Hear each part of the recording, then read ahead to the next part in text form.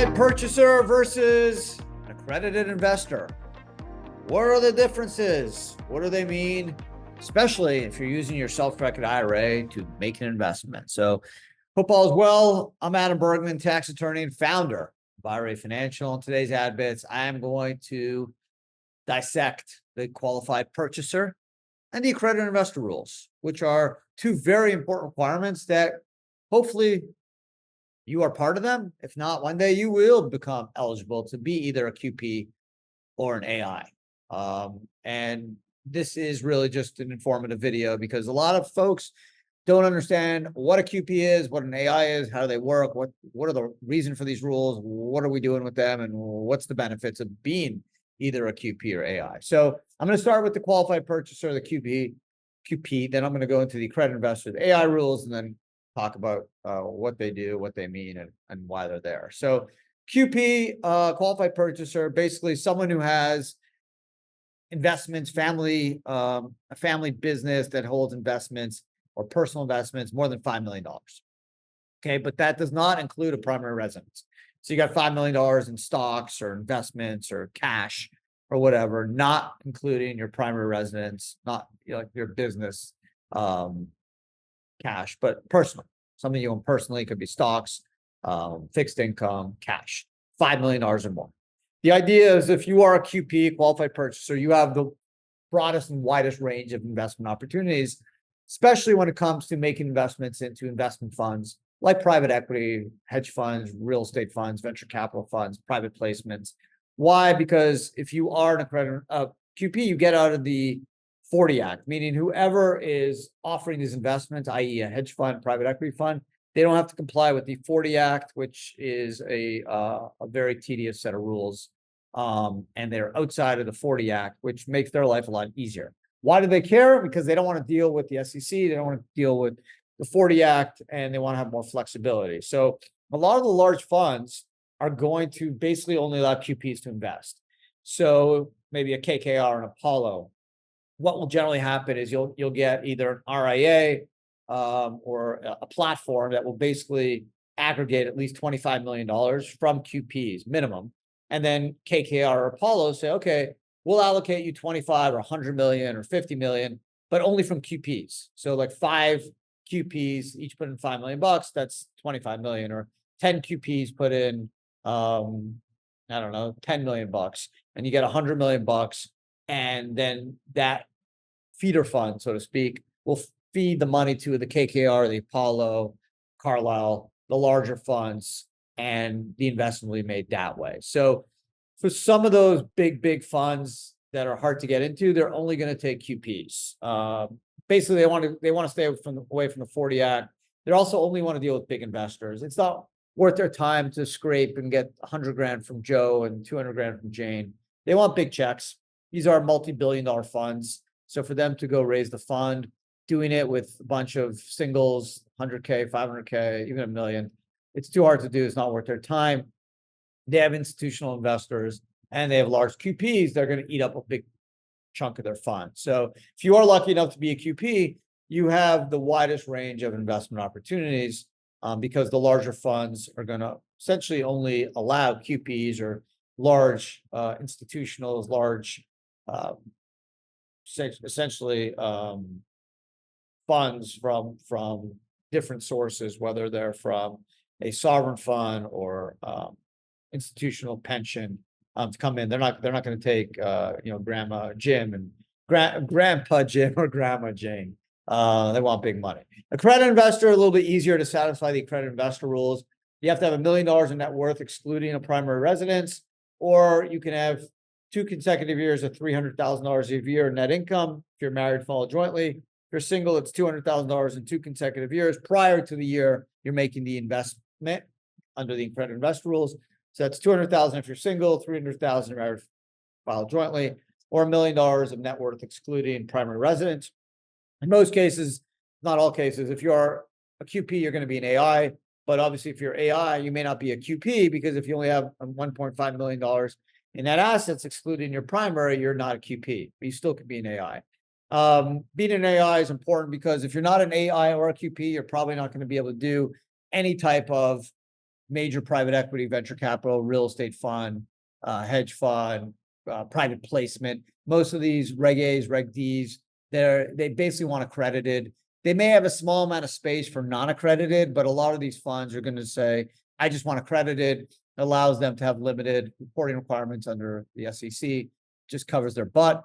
And obviously some of the larger funds that are more attractive, have higher demand, are going to only want QPs, $5 million or more net worth. Now, they may take only $1 million from that person, but they want you to be sophisticated enough, have at least $5 million in net worth, excluding a primary, so they can get around the 40 Act.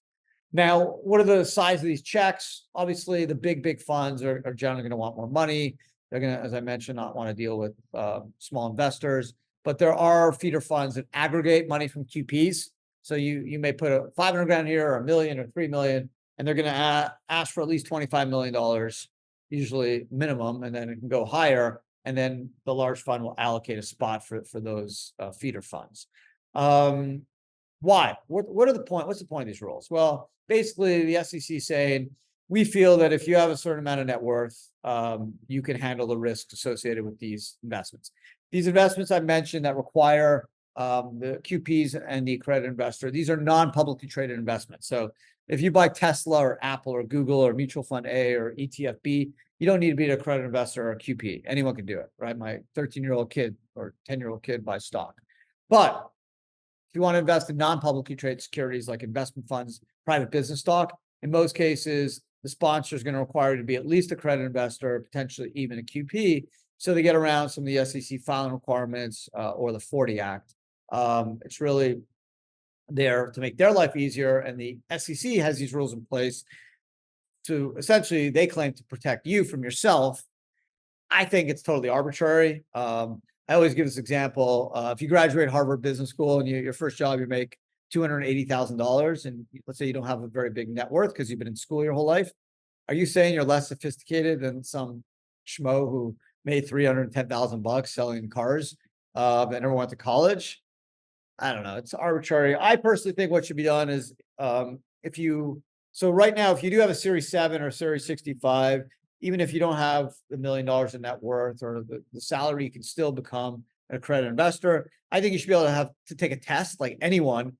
If you pass this test, you can take it. Or maybe if you have a law degree or a CPA degree or something else, expand the definition. Because what's happening is the SEC is saying, hey, we're protecting you from yourself. But what they're doing is all these amazing investments that have the highest, returns. They're basically saying, well, poor people, sorry, you can't do it. Only the rich can do it, which is so circular and so backwards. But that's what they're saying. Because trust me, these hedge fund, private equity, venture capital, sure, they're risky and they're more hold long-term investments, but those are all the big returns are.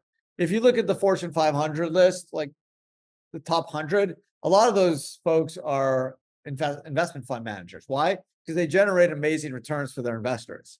So by saying, well, if you make under 300K or have less than $1 million or less than 5 million in net worth, you can't get into these investments. So what they're basically saying is, okay, only the rich people can really get into these amazing investments. Yeah, they're a little bit riskier, but there's super high reward. I think Americans are smart enough. If the SEC wants to protect old people from fraud, I get it. From people trying to hawk investments over the phone, I get it.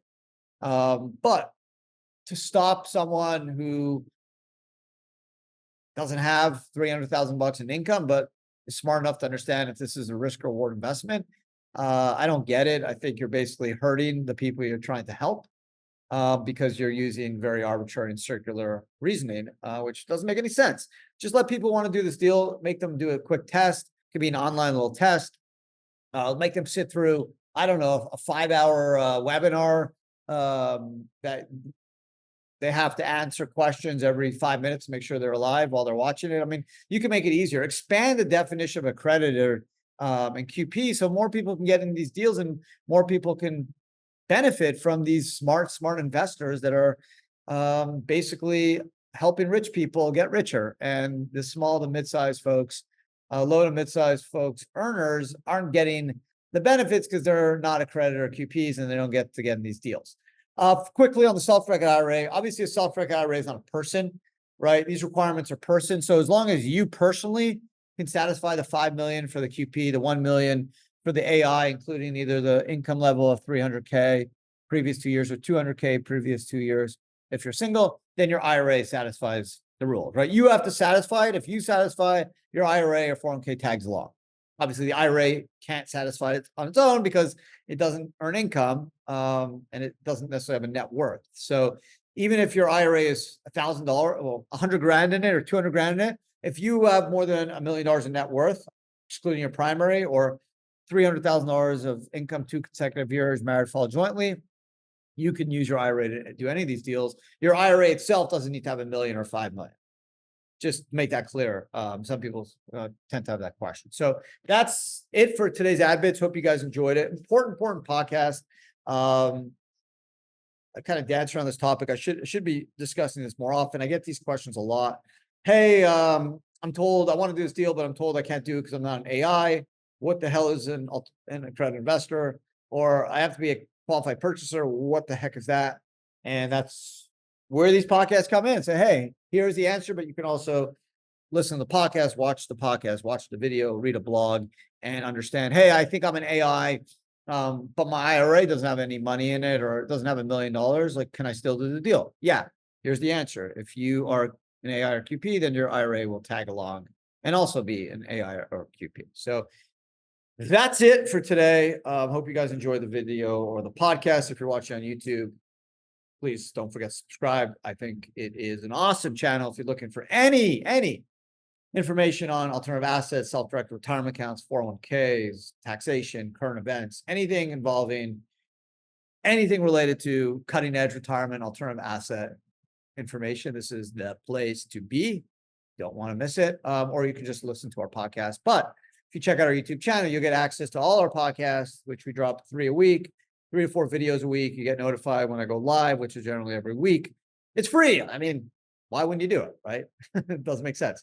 So enjoy the content. If you can't sleep, it's also pretty good. But no, it is. I think it is informational. Listen, obviously, it's much more interesting to listen to a sports podcast or a podcast about a movie or something else. But these podcasts, these videos, these blogs, stuff I post can make you rich. You can be an IRA millionaire. I've seen it for myself, my family, my clients. I think it's exciting, but I'm a tax dork. I have a law degree. I have a master's in taxation. I was in school till I was 26 years old. So that's me. I get it. You guys are probably a lot cooler than me, but nevertheless, you could literally make yourself rich and your family rich by just kind of understanding how these rules work. So that's it. I probably blabbed a little too much, but sorry. Enjoy the rest of your day. Thanks for hanging out. Take care.